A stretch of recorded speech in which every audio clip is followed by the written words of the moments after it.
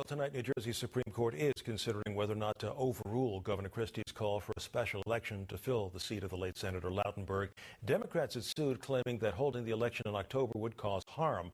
The appellate division rejected that argument, and as you heard, the governor has now filed his papers calling on the Supreme Court to do likewise.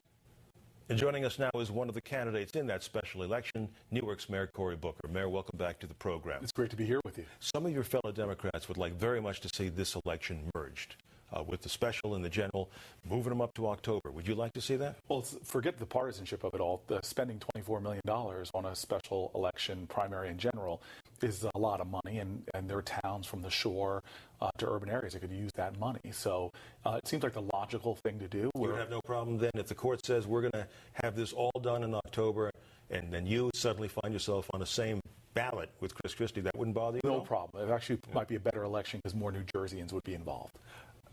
There was all this talk that you decided not to run against him because you didn't want to be on the same ballot. So that, at this point, that doesn't bother you. The notion that even though you wouldn't be competing directly, that he'd energize his base and you'd energize your base, and who knows where things go. No, my decision to run for senator was, one, because it gave me more of a chance to advance the work being done in Newark, which is pretty extraordinary right now, and two, because New Jersey really needs voices in the United States Senate. America needs it, frankly, that are going to focus on issues that really give New Jerseyans a sense that Washington's working for them. And right now, there's not that sense. People feel Congress frustrated with them. They're not connected to the community.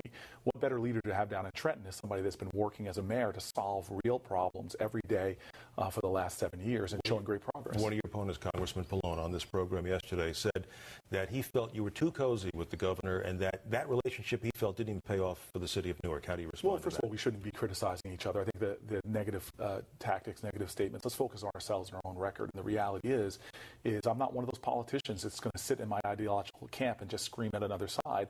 I'm going to be one of those politicians, no matter who's on the field, I'm going to be on the field there with them. And so with me and Governor Christie, I think one of my most famous YouTube videos is me taking him on an issue. But where I could find partnerships, this is what we need in Washington, people able to work together. I've got a track record for doing that. So working with the governor, we've got the biggest economic development boom in the city of Newark since the 1960s. In fact, Newark's only 3% of the state's population, but 1/3 of the commercial multifamily development for the state at the end of last year was happening in Newark. The biggest parks expansion, 13 new acres on our waterfront, all done between a partnership between the city, county, and state. But some of your biggest critics in the city, you know this far better than I know, say, you pledged an awful lot. You pledged to stay there, to see this through.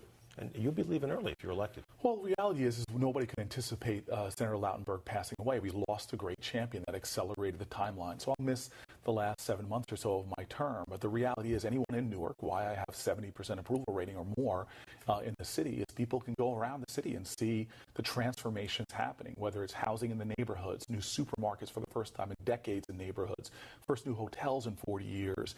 We've created thousands of jobs in the city of Newark, taken on the most difficult problems in arguably one of the more difficult American settings, the big inner city, and we've made change. And it's time for us to have change agents down in Washington. There are some who say, you may have done all that. Right. And you may have attracted the Facebook money and a lot of other things. Right. But there's a great fear that when you leave, big money and all those people who are so interested in Newark go away. Does that worry you? No, because the trick is I'm not leaving. I'm going to be a United States Senator that is rooted in New Jersey and serving a New Jersey constituency.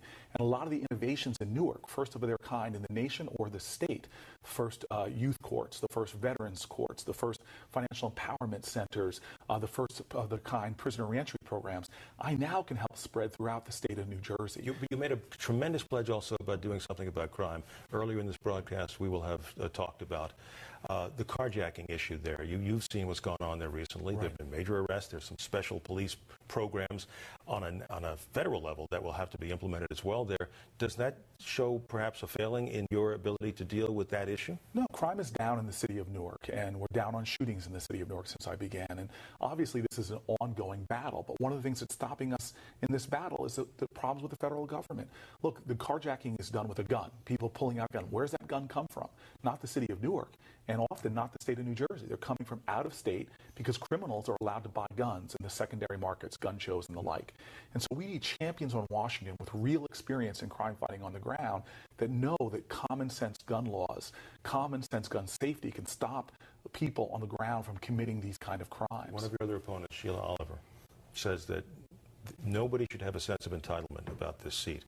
And I guess implicit in that is the accusation that you think you're entitled to Frank Lautenberg's seat. How do you respond to that? Well, anybody who knows how I came up, who's watched the documentary Street Fight, I've had to earn every single vote I've got, and that's the only way I know to do it. I'm going to be all over the state of New Jersey, looking voters in the eye, trying to earn their vote, talking to them not about just words, but really showing the progress that we've made. And one of the reasons why people know me around the state, not only is because of the work we've been doing in Newark, is because we've found creative ways to champion issues, to turn even a national focus, whether it's for my food stamp challenge or talking about marriage equality, but my ability to turn the national focus to issues that matter. But to get your party to back you in this state, that seems to be, you got some big endorsements coming up. I understand Mr. Sweeney, Mr. Greenwald will be announcing for you within a matter of 24 hours or so. But you do have in the state right now the spectacle, according to some of your fellow Democrats, of some prominent Democrats, Joe DiVincenzo among them, more than a dozen mayors right now, endorsing Governor Christie for re-election. Senator Buono being cast aside by them. Some have called these Democrats traitors to their own party. Do you agree? Well, at the end of the day, I'm not going to cast aspersions on individuals because what the reality is we all have one vote in New Jersey. And so whether you're a state senator, a mayor, or a citizen who goes to work every single day to try to bring home a paycheck to their families, we all get one vote. And so sometimes we focus too much on the politicians. But they're not one individual vote. They are leaders. They're influence leaders. They're leaders in their communities as well. Listen, I will always say the power of the people is greater than the people in power. And we need to start getting back to focusing on everyday people in this state and what their needs and what their issues are. That's the way I fought. And I didn't care about partisanship. I didn't care about ideology. I had to get up every single day. And you know Newark, we had to solve urgent problems, from crime and violence to trying to create more economic opportunity to even giving kids better access to food. That's my experience, focusing on problems, not people, focusing on progress, not partisanship. Mayor, I have to leave it there. Thank you for coming in, sir. Thanks for having me.